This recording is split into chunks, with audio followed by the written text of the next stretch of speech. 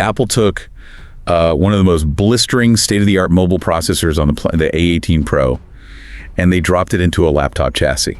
Right, which sounds amazing on paper. Yeah, but then they famously chained it to a mere 8 gigabytes of RAM. So, welcome to the deep dive. Today we're looking at the data to see if that combination makes the new MacBook Neo like the ultimate 14 million VND budget machine. Or, a fundamentally compromised device that's just engineered to eventually force you into a massive upgrade. Exactly. And that tension between the ultra-fast silicon and that hard memory limit is really why this machine is just dividing the entire tech world right now. It really is. To get to the bottom of it, we're examining a highly detailed real-world testing video from Vietnamese tech reviewer Duy Du Thing, but we are analyzing his findings right alongside the incredibly fierce, just polarizing YouTube comment section that his video actually sparked. Because you really have to look at both to get the full picture, right? Huh. Like the reviewer tested the machine exactly how Apple intended it to be used. Yeah, targeting students and light office workers. Right. But the tech community's pushback in those comments is where the marketing material just violently collides with actual hardware physics. Oh, absolutely. It gets messy. Yeah. So for you listening, our mission today is to strip away all the assumptions and figure out exactly what happens when you push this tightly engineered machine past its breaking point. But, to understand where it breaks, we first have to understand the specific environment where it actually thrives. Right, where it works. Yeah.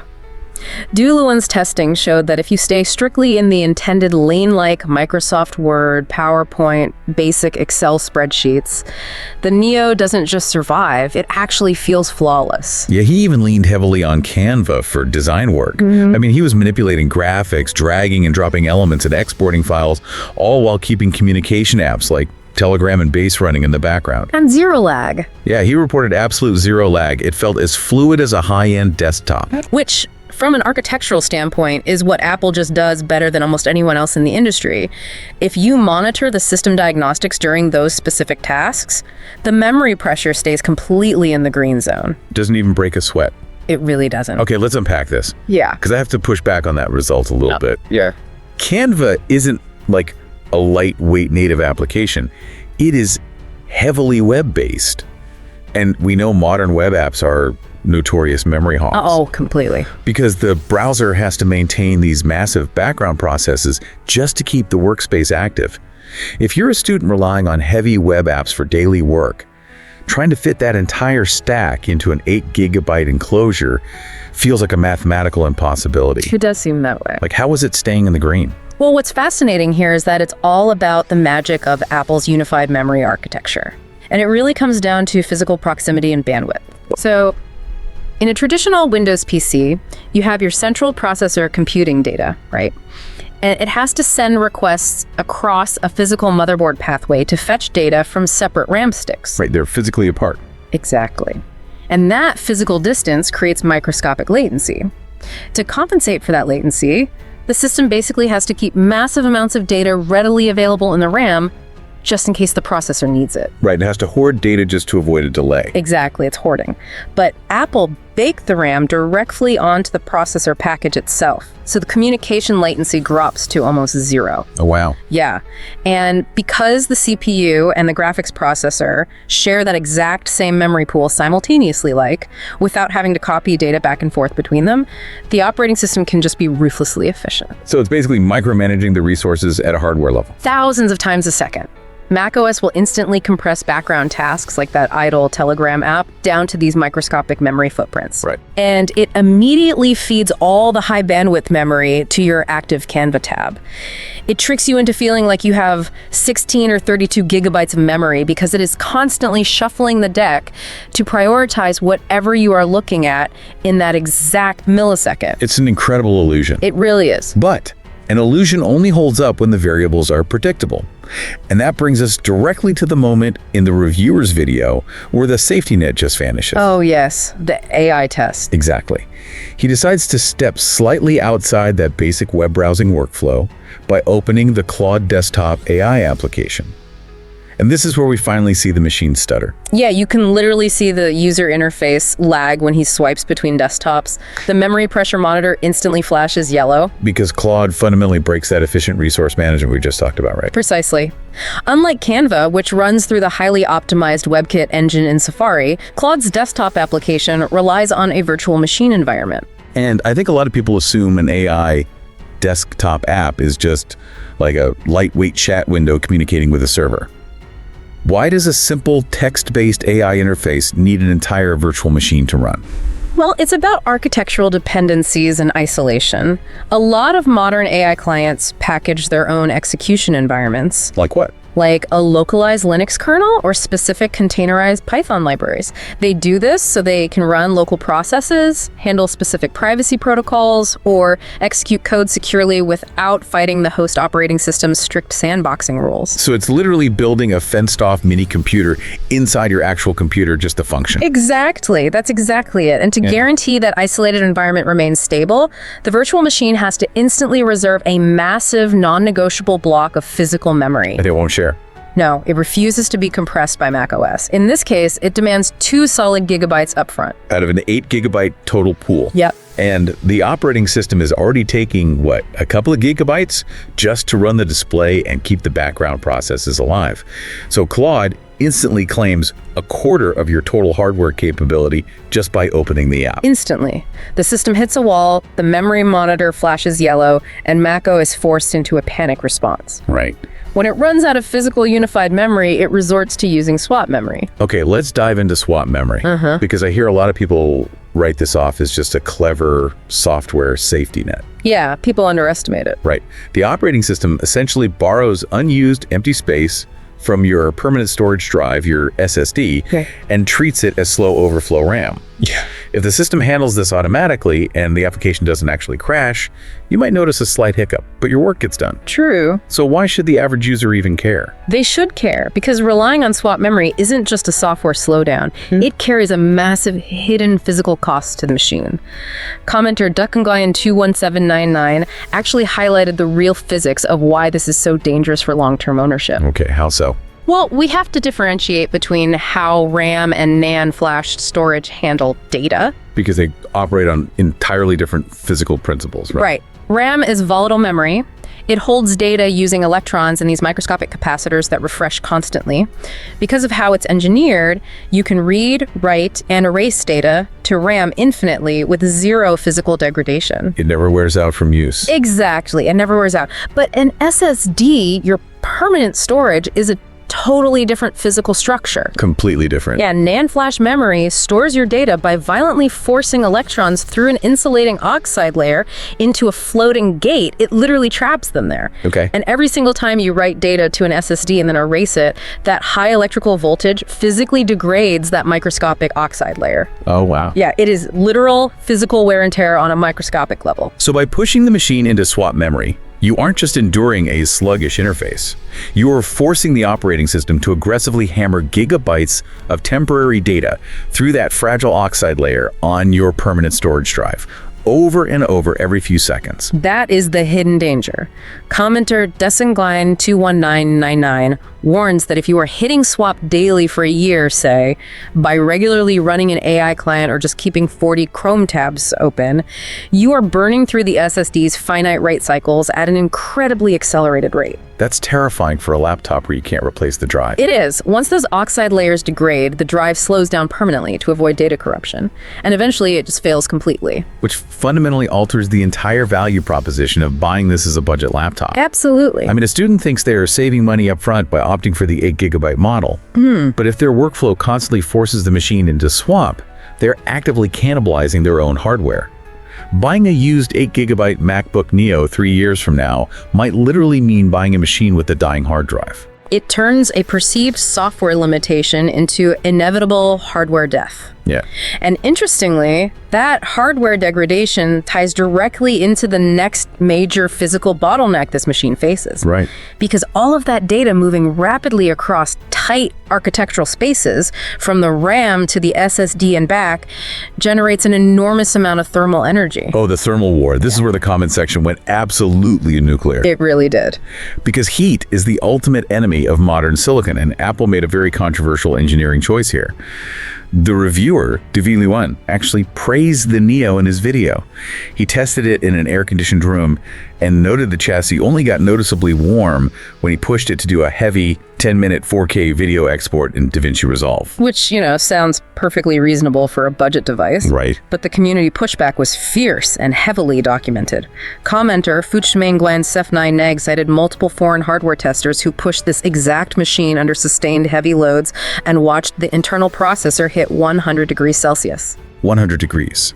For context, that is the boiling point of water happening directly underneath your keyboard. Yeah, it's intensely hot. And the reason it gets that hot brings us to Apple's internal design. The MacBook Neo is completely fanless. There is no active cooling whatsoever. None. But instead of using a substantial copper heatsink to draw that intense thermal energy away from the logic board and dissipate it safely across the aluminum chassis, Apple opted to use a very basic graphite thermal pad. Which is a decision that baffled a lot of hardware enthusiasts in the comments. Here's where it gets really interesting. Yeah. Because of how graphite actually works. Graphite is extremely thermally conductive on a horizontal plane, but it is terrible vertically. Right. It spreads heat out across its surface, but it doesn't effectively pull the heat away from the heat source like a thick piece of copper does. It's like putting a sports car engine inside a sealed cardboard box. Why would Apple use a thin, mobile-grade graphite pad on a laptop processor that we know runs blisteringly hot under a heavy load? Well, it goes right back to the architecture we discussed earlier. Commenter Ace8R pointed out that the A18 Pro chip inside the Neo utilizes a memory on package or MOPI design. Oh, this is where the RAM is physically stacked right on top of the processor. Exactly. It's a design philosophy pulled directly from their smartphone line to achieve that zero latency unified memory we talked about. Right.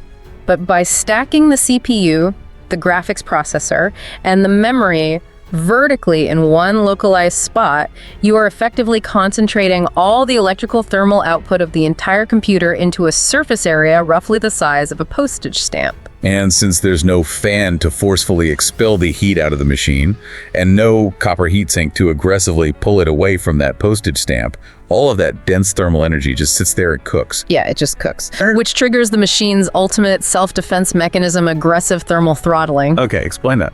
To prevent the silicon from literally melting its own microscopic pathways, the firmware intervenes and artificially starves the chip of electrical power. Hardware testers noted that under sustained load, the A18 Pro drops from its peak power draw down to maintaining a mere 4 to 5 watts. Other testers claim it dips as low as 1 single watt. Let's contextualize what 1 watt of power actually means. I think a lot of consumers misunderstand thermal throttling. They assume it's just a slight dip in performance, like downshifting a gear in a car when going up a hill. It is significantly more severe than downshifting. A better analogy is biological metabolism. Okay. Imagine a cold-blooded animal like a reptile trapped in an environment that gets dangerously hot. Because it can't sweat to cool itself down, its only survival mechanism is to drastically slow its entire cellular metabolism and start moving almost entirely. So it just shuts down. Basically, the A18 Pro without a cooling fan is completely cold-blooded. When it hits 100 degrees Celsius, it forces itself into a near comatose state just to prevent catastrophic hardware failure. Which perfectly explains the phrase the Vietnamese tech community constantly brings up in these discussions. Korean goes them hoas, looking at flowers while riding a horse.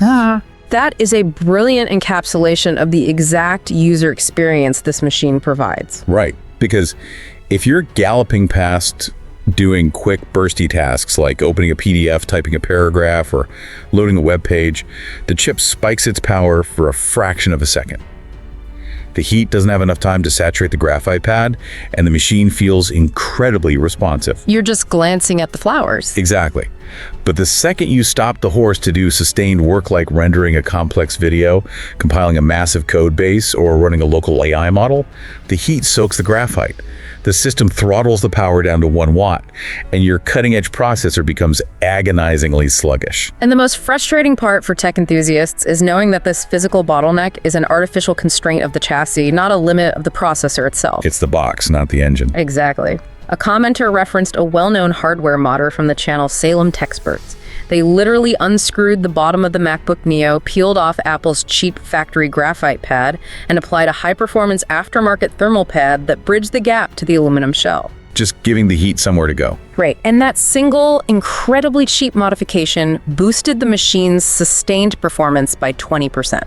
That's insane. The A18 Pro chip desperately wants to compute faster, but the physical, fanless design of the laptop is actively suffocating it. So, we have an 8 GB memory ceiling that can silently degrade your permanent storage drive if you push it too hard, and a thermal design that actively suffocates the processor during sustained workloads. Yeah, that's the reality. Which forces us to evaluate the core premise of Dewey Luan's review. Yeah. Does a 14 million VND price tag actually justify buying into these heavily engineered bottlenecks? Well, the tech community is sharply divided on the value proposition. A massive contingent argues that if raw performance and multitasking are your primary metrics, 14 million VND buys you a 16 GB Windows laptop. Wow. And that Windows machine won't hit a sudden memory wall and won't severely throttle under a typical student workload. I hear that argument a lot, but I think we have to be fair to the opposing side in those comments. A 14 million VND Windows laptop usually achieves that raw performance by compromising heavily on the physical, tactile experience. Oh, definitely. You are almost always dealing with plastic chassis flex, notoriously inaccurate trackpads, washed-out displays, and cooling fans that sound like a jet engine taking off in the middle of a quiet university lecture hall. Which is why the most compelling counter-argument actually stays within the Apple ecosystem. Many commenters repeatedly pointed out that buying a refurbished or older MacBook Air M1 sits right at this exact 14 million price point. The M1 is still a beast. It is. The M1 Air offers superior thermal dissipation, better peripheral port support, and it doesn't suffer from the hypercondensed heat issues of the A18's MOP architecture. I want to focus on a specific comment that I think strikes at the absolute philosophical core of this entire debate. Commenter Duenchuan195 looked at all of this, the restrictive memory, the mobile processor architecture, and the fanless design, and called the MacBook Neo an iPad with a keyboard attached. Ouch. Right. Now, in tech enthusiast circles, that is usually thrown around as a massive insult. But I want to challenge that perspective. Is it actually an insult, or is that the exact secret brilliance of the product? Well, if we connect this to the bigger picture, it is absolutely the secret brilliance of the product, provided the buyer understands exactly what they're purchasing. Right. The immense frustration we see in the comment section stems directly from a mismatch of expectations. People see the word MacBook, and they inherently expect a versatile, heavy-duty computer. They see the A18 Pro chip benchmark scores, and they think they're buying a mobile workstation. Precisely. But as another astute commenter, Leonact XR observed, the target demographic for this specific machine is not the university computer science major compiling dense code. Who is it for then? The intended user is the primary or middle school student whose entire academic workload exists inside lightweight web portals and watching YouTube tutorial video. Okay, that makes sense. Or it's a secondary, highly specialized device for an executive who does all their heavy lifting on a massive desktop computer at the office, but needs a beautifully built, completely silent machine with an incredible battery life just for answering emails on an airplane. So what does this all mean for you, the listener? If we synthesize the reviewer's controlled data with the fierce reality checks from the hardware community, the MacBook Neo is essentially a masterclass in aggressive compromise. That's a great way to put it. Apple has managed to deliver premium aluminum build quality, a gorgeous display, and absolutely silent operation at an entry-level price. But the cost of that entry is a rigid set of operational boundaries. Very rigid. If you stay strictly within the lines, basic document editing and light web browsing, it feels like a premium flawless machine. But the moment you try to push past those boundaries into modern AI tasks, heavy multitasking, or sustained creative workloads, the machine will penalize you. Yeah, with severe thermal throttling and hidden long-term hardware degradation. And stepping back, it leaves us looking at a very provocative trajectory for the future of computer engineering. We are watching tech giants increasingly take literal smartphone chips, weld the memory directly onto the processor, remove the active cooling fans, and place them inside traditional laptop shells. It's happening everywhere. It really is. At what point does a laptop cease to be a distinct, versatile computing platform and simply become a giant smartphone operating a fixed keyboard? That is the question, right? It's a blurring of lines that forces us to rethink what a computer even is anymore. Thank you for joining us on this deep dive into the reality behind the benchmarks and the physics beneath the keyboard. We invite you to keep looking past the marketing, keep analyzing the mechanisms behind the technology, and please promise more fascinating sources to explore next time. If you enjoy this video, please like, share, subscribe, and hit the bell to the later update from my channel. Thank you for watching till the end, and see you in the next video.